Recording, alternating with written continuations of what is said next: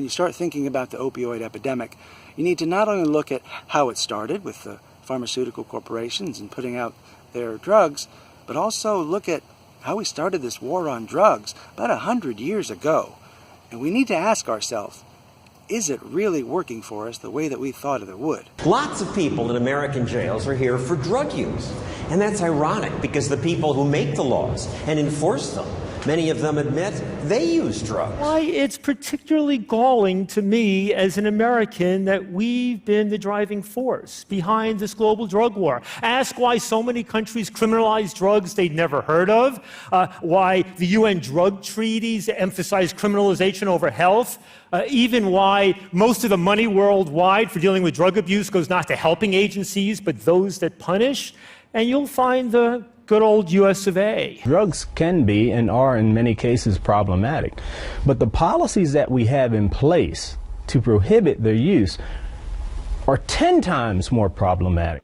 If our goal in the United States is to have a legal system that treats everyone fairly, one that's just, then we must change the way we criminalize and selectively enforce drug laws. The war on drugs we've been fighting for almost a century now has made everything worse. Instead of helping people heal and getting their life together, we have cast them out from society. We have made it harder for them to get jobs and become stable. We take benefits and support away from them if we catch them with drugs. We throw them in prison cells, which are literally cages. We put people who are not well in a situation that makes them feel worse and hate them for not recovering. No, the fact is, America really is crazy when it comes to drugs. I mean, don't forget, we're the ones who thought that we could prohibit alcohol. Jack Daniels is sold by businesses in safe, well-lit places. There's no violence here because this is legal. But there used to be violence in places like this. Gangsterism was a natural sequel. Violent crime is why America ended its 9 years of alcohol prohibition. Al Capone, commissar of vice and corruption. We created organized crime. Al Capone. Organized crime existed well before Prohibition. But much less of it. Here's the murder rate about 80 years ago. It rose when alcohol was banned, dropped when it became legal again. Now I'm an activist, a human rights activist. And what drives me is my shame at living in an otherwise great nation that has less than 5% of the world's population, but almost 25% of the world's incarcerated population.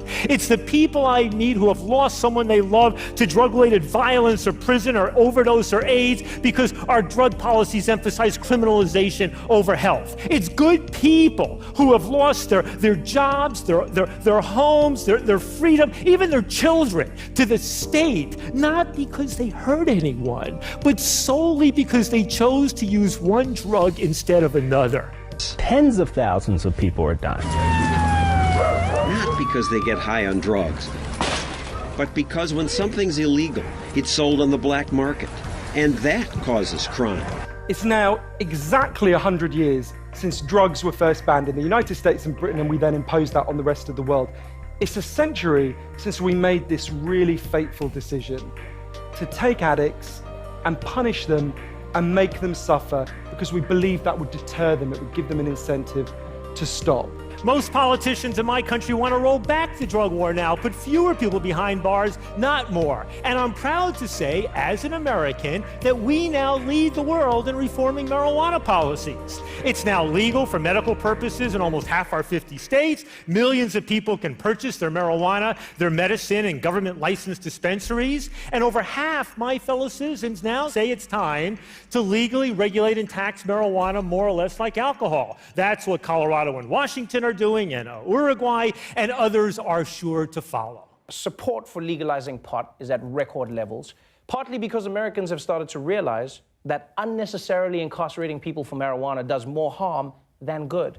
We're investing a fortune in training young black men on prison culture that they then return to cities to bring into the inner city. So I guess if you're into the idea of investing a small fortune in rotting your country from its core, then sure, throw drug addicts in jail. But if you actually rational understand that drug abuse is a public health problem, not a criminal problem, then you would eliminate the incarceration for drug addicts immediately. I believe we should decriminalize all drugs. Decriminalization would be like treating drugs like a traffic violation. Someone might be required to pay a fine if they're caught with possessing illegal drugs, but they will not be subjected to criminal prosecution.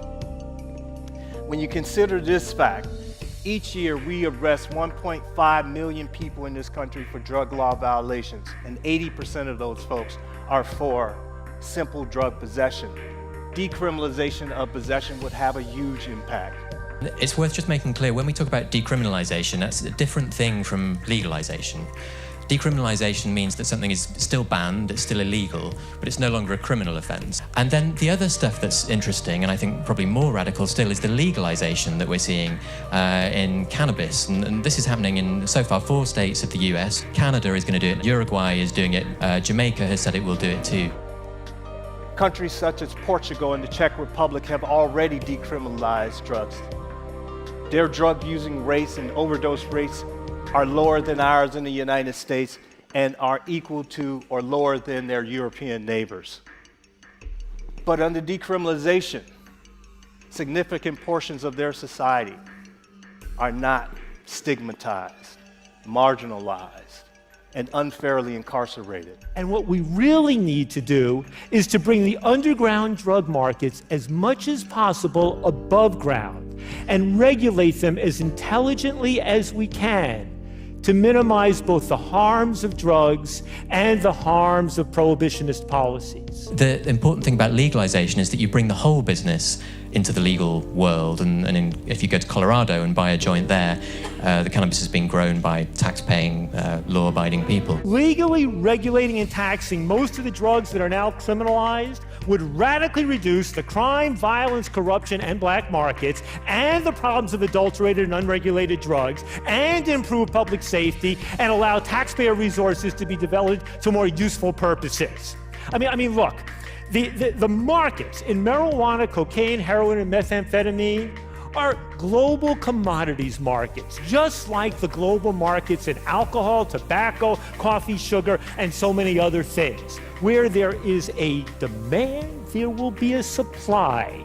Knock out one source and another inevitably emerges. People tend to think of prohibition as the ultimate form of regulation, when in fact it represents the abdication of regulation, with criminals filling the void. And according to the DEA, the cartels now sell their product in almost every state. Authorities say the crisis is worsening because Americans continue to overuse painkillers, and illicit suppliers in Mexico and China have boosted their production of heroin and fentanyl, a powerful synthetic opioid which is 50 times more potent than heroin. Just a small amount can kill you. Basically, the war on drugs is being waged against people that were abused and traumatized in children and have mental health problems.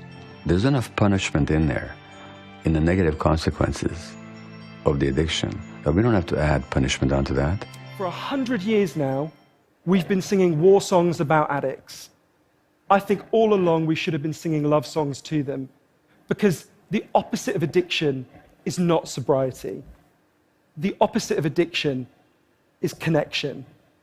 I know that there are some who really think tough love is a great idea and a great way to do things, and this criminalization process of drug users is the only way to get them on the right track. But most of us realize that it's a really big failure. Now, as far as really powerful things to do, as far as humanity is concerned, from the vast majority, if not all, of every spiritual or religious teaching that I have seen, forgiveness is the greatest power in humanity. And when we realize that we need to love those who struggle with this chronic illness until they can love themselves, that is when we will see a real change for us all. Forgiveness is key. If we can start to look at addicts as people who are suffering from a health issue, as they are, instead of criminalizing them, we can go a long way toward healing our country and healing our planet.